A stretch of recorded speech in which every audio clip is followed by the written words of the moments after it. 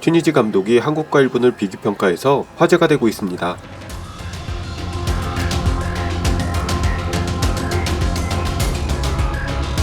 한국과 일본을 연이어 상대했던 튀니지 감독이 두 나라의 차이점에 대해 언급했습니다.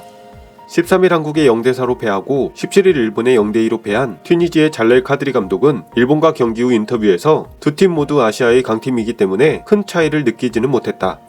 두 팀 모두 공격이 매우 빠르고 전술적인 팀이다.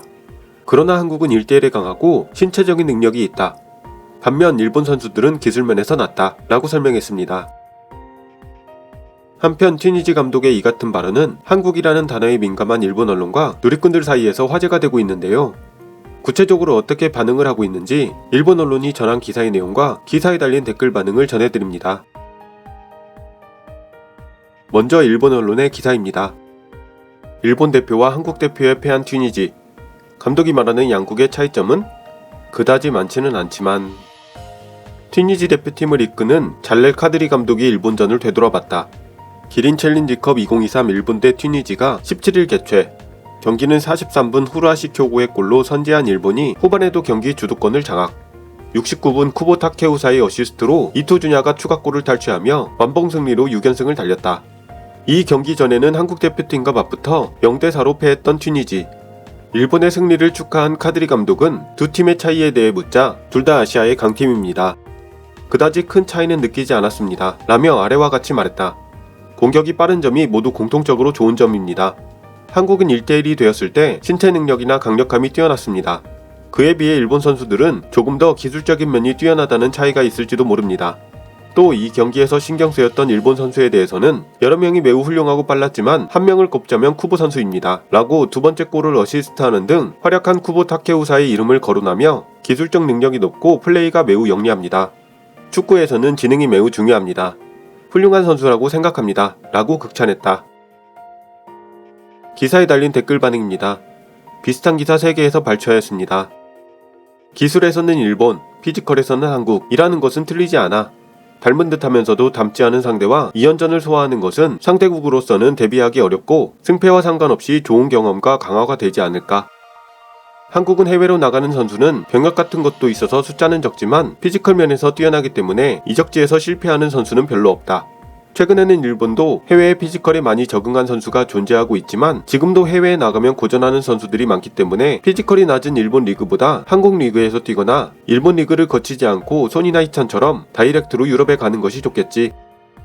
그만큼 해외 도전을 하는 선수들이 많아서 그런 거 아닐까요? 최근에는 J리그에서 절대 주전이라고 할 수 없는 선수도 적극적으로 유럽 도전을 하고 있고요. 이적지에서 성공한 한국 선수라면 박재성과 손흥민, 김민재 정도인데 파리 생제르맹의 이강인을 포함해서 나머지는 전원 실패했다. 여러모로 인식이 신기한 듯. 일본의 클럽은 이적료를 뻥 튀기지 않고 기분 좋게 유럽으로 보내니까 부럽다 라고 한국인이 발언하던데 그 결과 선수층이 두터워져서 일본이 한국을 능가하고 있는데 왜 굳이 한국 리그에 가라는 거야? 당연한 코멘트라 시시해. 튀니지전에서 간접적으로 한일의 역학관계를 헤아릴 수 있었죠. 현 시점에서는 한국 우세지만 아시안컵에서 직접 맞붙어 어느 쪽이 위인지 흑백을 확실하게 가릅시다. 점수차밖에 안 봤지? 한국에는 감사할 수밖에 없어. 0대4로 패했던 탓인지 튀니지는 필요 이상으로 내려앉아 주어서 아시아 국가들에 대한 더할 나위 없는 테스트 매치가 되었다. 쿠보 선수의 축구 지능이 높은가? 11명 전원의 힘 합계해서 일본 쪽이 축구에 관해서는 높은 거겠지. 튀니지 감독 입장에서 보면 한국과 일본은 막상막하겠지. 확실히 그럴 거야. 전반전 전방 4명의 평균 신장은 173cm였고 볼란치 2명도 177cm 정도. 한국과 비교하면 체격 차이를 느꼈겠지. 상대에 따라서는 일본도 대형 볼란치나 사이드백을 갖췄으면. 점수차는 2대0이었지만 내용은 더 벌어져도 이상하지 않았다. 진짜 실력이 늘었다. 일본 대표. 더 강한 나라와 경기를 했으면 좋겠어. 너무 잘 나가서 무섭습니다. 투구끈을 조이고 있다고 생각합니다만 힘이 강한 나라와 붙었으면 좋겠네요. 지나치게 잘 나가는 지금 이 상태가 너무 무서워. 네덜란드처럼 정말 강한 수비형 팀과 붙으면 어떻게 될까? 여기서도 이길 수 있다면 솔직히 불평할 수 없어. 튀니지의 532 블록은 깔끔하게 통제되어 있었고 게다가 센터백의 피지컬이 좋았기 때문에 일본은 상당히 고전했다고 생각합니다. 그런 와중에 이 점을 따낼 수 있었던 것은 일본 선수의 성장이 나타난 것일지도. 이 경기에서 일본은 수비 시에는 사사이 블록을 만들고 있었습니다만 측면에서 호흡이 잘 맞았기 때문에 안으로 접어 들어오는 것을 거의 저지하고 있었죠. 이것은 수비 전술이 능숙하게 잘 맞았다는 뜻인 것 같습니다. 내려앉아서 블록을 만들고 거기서부터 역습이라는 전술에 일본은 별로 잘 대응하지 못했습니다만 이번에 튀니지를 상대로 이런 경기를 해냈으니까 아시아의 상대에게도 대응할 수 있을 것이라고 생각합니다. 한국이 4점을 따낸 것은 한국은 원래 내려앉은 상대에게는 피지컬로 압박하기 때문에 내려앉은 상대를 무너뜨리는 방법을 가지고 있는 것이겠죠. 반대로 한국 같은 경우는 피지컬이 강한 이란 같은 나라를 부담스러워하고요. 튀니지 감독은 한국도 일본도 똑같은 질문을 하니 지겹겠네. 게다가 경기도 졌고 아무래도 좋지만 아시안컵에서 맞붙어 보면 알 수 있는 것, 일본이 얼마나 성장했고 강한 팀인지 몸소 알게 될 거야. 한국에서는 못 들은 거 아니야? 이런 질문은 의미가 없어. 차이를 물어봐야 참고도 안 돼. 평가는 직접 맞붙었을 때만 합시다. 튀니지도 먼 곳에서 와서 시차 적응, 환경 차이, 컨디션 등 여러 가지가 있어요. 우리가 아프리카에 가서 경기를 했더라면 다른 결과가 나왔을지도 몰라. 방심이 가장 큰 적. 결코 교만해서는 안 되고 언론에 의미 없는 이런 질문에 일희일비할 필요도 없겠지. 튀니지의 경기 결과를 검색했더니 지금까지 아프리카의 강호국인 알제리와 1대1로 비겼고 이집트에게는 3대1로 이기고 있었어. 게다가 월드컵에서는 이미 프랑스의 진출이 결정됐다고는 하지만 이겼고 결코 약한 상대는 아니었지. 동아시아에서의 경기 경험은 거의 없었을 거라고 생각하기 때문에 시차 적응이 심했다고 생각하지만 그래도 한국이 단단한 수비가 강점인 상대를 4대0으로 이긴 것은 상당히 실력이 있다 라는 증거라고 할 수 있겠지. A대표뿐만 아니라 언더세대의 1군으로 한국과 경기하면 변함없이 3대0이나 그에 가까운 결과가 될 것이 뻔해. 한국전 때의 튀니지는 시차 적응, 경기 적응이 안 됐지만 일본전 때의 튀니지는 이런 불리함이 상당 부분 해소되어 한국전의 운명을 벗기 위해 전투 모드가 높아진 것이 틀림없어. 어디까지나 개인적인 의견이지만 한국전 때의 튀니지와 일본전 때의 튀니지는 다른 팀이라고 해도 좋을 듯.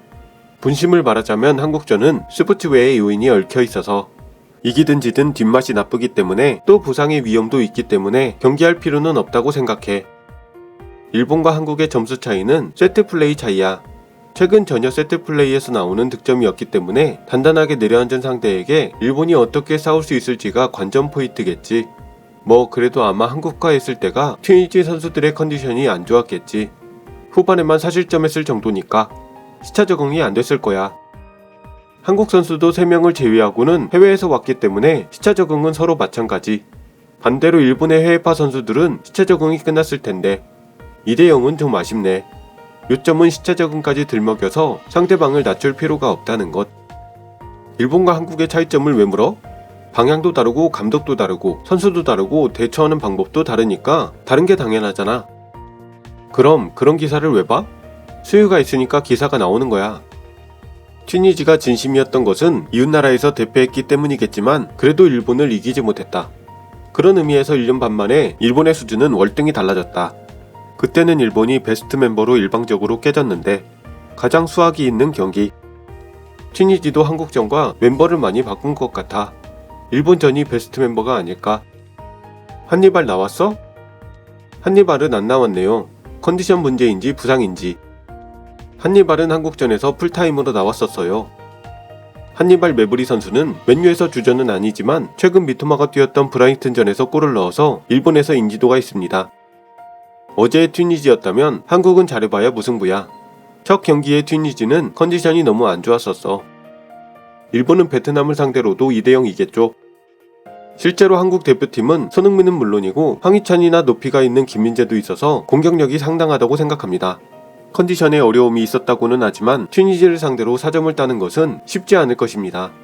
다만 일본도 전방에 인재가 갖추어져 있고 또 전방에서부터 수비진까지 연계된 볼 탈취나 날카로운 역습이 있기 때문에 조직력 면에서 상당히 우위를 점할 수 있다고 생각합니다. 그리고 클린스만 감독이 꽤 위험할 것 같다는 인상이네요. 일본으로서는 1점 정도는 더 딸 수 있을 것 같았지만 한국과의 차이점은 프리킥 차이도 있는 것 같아. 나카무라, 엔도, 혼다 이후에 좀처럼 프리키커가 나오질 않네. 왜 한국과 비교를 할까? 아시아 넘버원을 다투는 양팀이기는 하지만 언제까지라도 한국과 다투고 있는 레벨을 벗어났으면 좋겠어. 아시안컵 무조건 획득. 이건 절대 명제야. 아시아에서 우승도 못하면서 월드컵 4강 이상이라니 부끄럽고 지면 변명할 수 없어. 한국과 일본의 축구는 다르다고 지적받아서 기쁘다.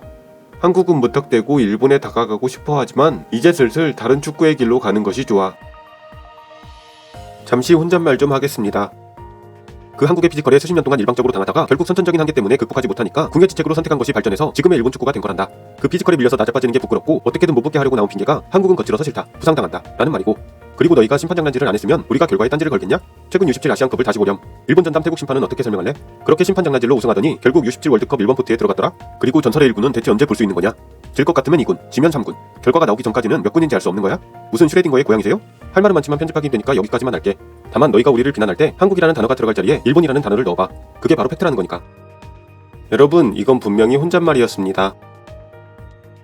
한편 튀니지의 카드리 감독은 한국과 경기 후 인터뷰에서 한국은 공격 라인이 돋보였다. 이강인은 개인기가 뛰어났고 빠르다. 이런 선수가 있으니 차이를 낼 수 있었다. 한국은 원래 프리킥을 잘 처리한다고 알고 있었지만 이 부분도 해결하지 못했다. 한국은 빠르고 체력이 뛰어나며 현대 축구에서 필요한 모든 요소를 가지고 있다. 오늘은 무거운 경기였다. 한국은 강팀으로서 이길 만한 팀이었다. 라며 한국의 공격력과 이강인 선수를 극찬했습니다. 이제 대표팀 선수들은 각자의 소속팀으로 돌아가서 뛰게 됩니다. 부디 컨디션 잘 유지해서 11월에 있을 월드컵 2차 예선도 좋은 모습을 보여주었으면 좋겠네요. 오늘 영상은 여기까지입니다. 시청해주셔서 대단히 감사합니다.